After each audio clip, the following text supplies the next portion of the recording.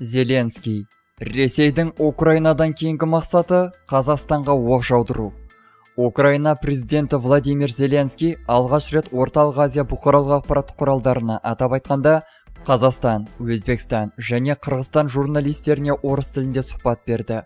Бұқаралық ақпарат құралдарымен кездесу Харьковтағы қираған ғимаратта Майдан өтінде өтті. Қазақстаннан Орда басылымы бұған қатысты ақпарат жариялады. Зеленский шамамен 2 апта бұрын басталған Харьков облысындағы қақтығыстағы Ресей армиясының шығындары жайлы сөз етті.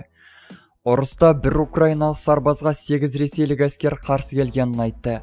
8 орыс, 1 украин. 1 Путин өз адамдарына, азаматтарға және әскери мамандардың өміріне ұрғаны бар. Мүлде мән бермейді дейді Зеленский. Кейіннен ол Орталық Азия мемлекеттерінің Ресеймен ынтымақтастығы туралы айтты. Зеленский Владимир Путиннің кез келген елмен стратегиялық одақ құра алмайтындығын атап өтті.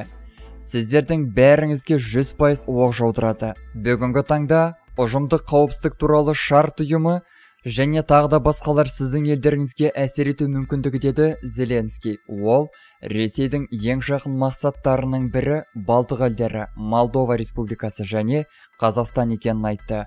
Зеленскийдің айтуынша, Орталық Азия елдерінің басшылары соғыстағы бейтарап ұстанымына қарамастан Ресей Федерациясына көбірек жаутаңдайды. Сіздің басшыларыңыз Кремльден қорқып, тепе-теңдікке емес. Олар қорқады. Олар Путиннен қорқады.